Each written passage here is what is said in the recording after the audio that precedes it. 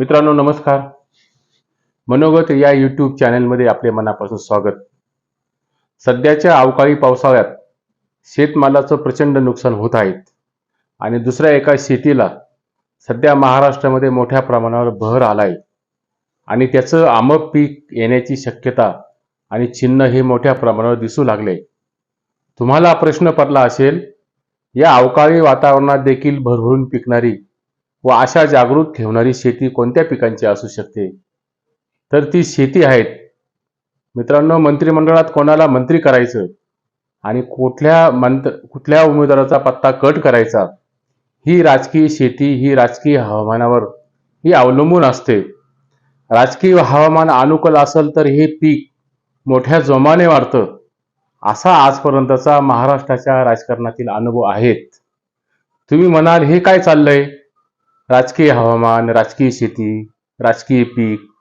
तर चला मित्रांनो, थेट विषयाला हात घालूया. थेट विषयाकडेच आपण जाऊया. ताकाला जायचं आणि गाडगं लपवायचं हे मात्र काही आपल्याला जमत नाहीये. देवेंद्र फडणवीस यांचा शपथविधी होऊन 3 दिवस उलटले तरी सुद्धा खाते वाटपाचा व अन्य मंत्रिमंडळाचा तिढा अजून काही सुटायचं नाव घेत नाही. त्यामुळे महाराष्ट्रातील जनतेच्या नजरा आता खाते वाटपाकडे या स्पष्टपणाने लागलेल्या आहेत. हे मी का सांगतोय, तर कुठेतरी हे मात्र आपण लक्षात घ्या. सरकार स्थापन झाले देखील आहेत आणि जनतेपुढे आता महाराष्ट्र सरकारचे असलेल्या विकास कामांचा होणाऱ्या नजरा ह्या स्पष्टपणाने दिसतायत.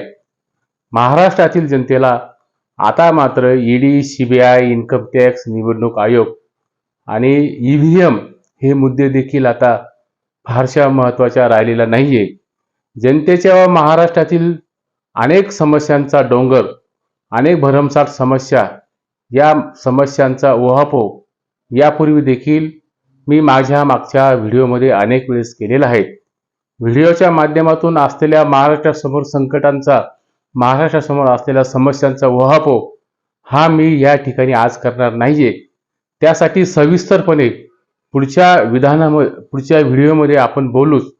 परंतु महाराष्ट्रासमोर आज समस्यांचं चक्रव्यूह हे मोठ्या प्रमाणावर उभं राहिलेलं आहे. ते चक्रव्यूह भेदण्याचं काम हे देवेंद्र फडणवीसांना, पर्यायाने नवीन सरकारला हे करावं लागणार आहे. त्यासाठी महाराष्ट्रातील जनतेने महायुतीला स्पष्ट जनादेश हा दिलेला देखील आहे.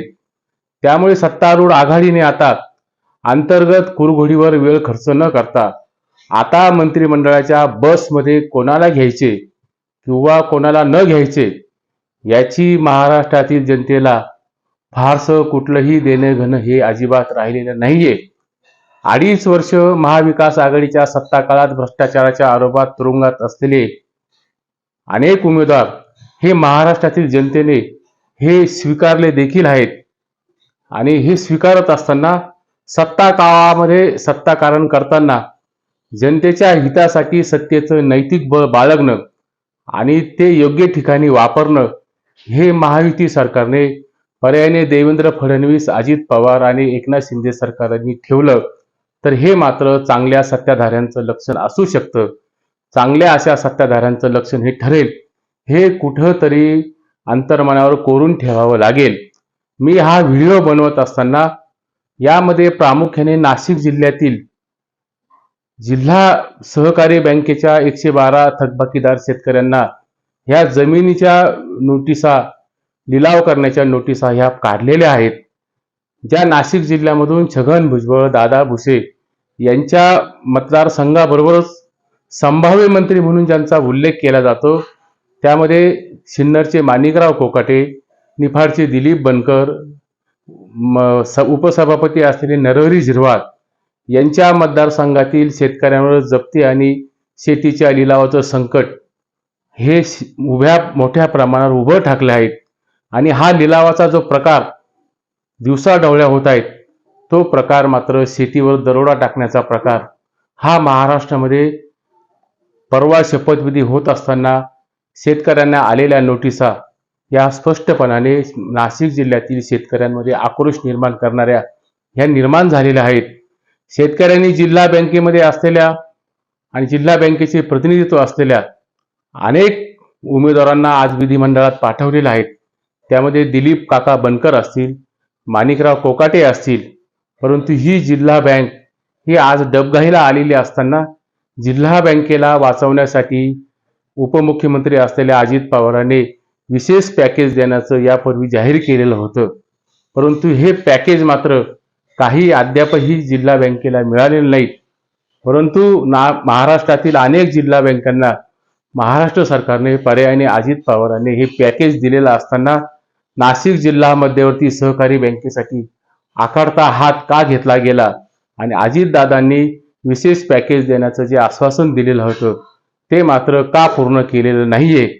ज्या नाशिक जिल्ह्यातून दिलीप बनकर, कोकाटे, भुजबळ आणि दादा भुसे निवडून गेलेले आहेत, त्याच नाशिक जिल्ह्यातून देवयानी फरांदे, राहुल ढिकले आणि सीमा हिरेंसारखे वजनदार माणसं आज हे गेलेले आहेत.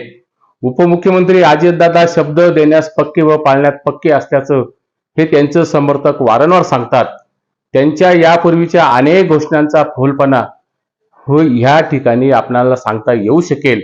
परंतु तो विषय मात्र आजच्या व्हिडिओचा नसल्याने त्याकडे कधीतरी पुढच्या काळामध्ये अजितदादांच्या असलेल्या विधानांचा फोलपणाचा परामर्श आपण घेऊच. परंतु आज जो प्रश्न महाराष्ट्रासमोर प्रामुख्याने उभा राहिलेला आहे त्यामध्ये मंत्रिमंडळाचं असलेलं खाते वाटप आणि उर्वरित मंत्रिमंडळाचा मुहूर्त कधी लागणार आहेत, यामध्ये मात्र महाराष्ट्रातील जनतेच्या अपेक्षा आणि महाराष्ट्रातील जनतेमध्ये चर्चेचा विषय हा ताणला जातोय. नाशिक जिल्ह्यामध्ये यामध्ये कुणाची वर्णी लागणार हाही मोठा चर्चेचा विषय ठरतोय. भुजबळ असतील, दादा भुसे असतील यांचे नावं मात्र मंत्रिमंडळात गृहीत मानली जात आहेत. राहिलेल्या इच्छुकांमध्ये माणिकराव कोकाटे, दिलीपराव बनकर, देवयानी फरांदे, नरहरी झिरवाळ यापैकी कुणाचा नंबर लागेल याबाबत मात्र कमालीची उत्कंठा आज नाशिक जिल्ह्यामध्ये निर्माण झालेली आहेत. अजितदादांनी निफाडला येऊन सांगितलं, तुम्ही दिलीप बनकरांना निवडून द्या, मी त्यांना मंत्री करतो. तसंच त्यांनी म्हणजे अजितदादांनी सिन्नरच्या जाहीर सभेमध्ये आणि कोपरगावच्या जाहीर सभेमध्ये अनुक्रमे माणिकराव कोकाटेंना आणि आशुतोष काळेंना निवडून द्या, मी त्यांना मंत्री करण्याची जबाबदारी स्वीकारतो. मित्रांनो, अजितदादांनी महाराष्ट्रातील अशा कितीतरी मतदारसंघामध्ये अशीच आश्वासनं दिली असल्याचं सांगितलं जात आहे. अशी आश्वासनं जर दादांनी अनेक मतदारसंघात दिली असेल तर दादांच्या आज निवडून आलेल्या 41 आमदारांपैकी साधारण 25-30 आमदारांना एकच वादा असलेल्या अजितदादांना मंत्रिमंडळात घ्यावं लागेल. नाशिक जिल्ह्यातून छगन भुजबळ आणि दादा भुसे यांचा मंत्रिमंडळातील समावेश हा गृहीत मानला जातोय, तो समावेश निश्चित मानला जातोय. महाविकास आघाडीचं सरकारला देवेंद्र फडणवीस हे पूर्वी 3 चाकी ऑटो रिक्षा असल्याचं सरकार म्हणायचे, परंतु तीच वेळ नियतीने देवेंद्रजी फडणवीस यांच्यावर आणली आहेत. आज महायुतीचं सरकार हे 3 पक्षांचं बनलंय. Politics is the art of impossible.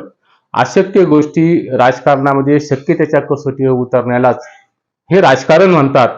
2.5 वर्षापूर्वी एकनाथ शिंदेंना मुख्यमंत्री करून भारतीय जनता पक्षाने धक्कातंत्राचा वापर केला.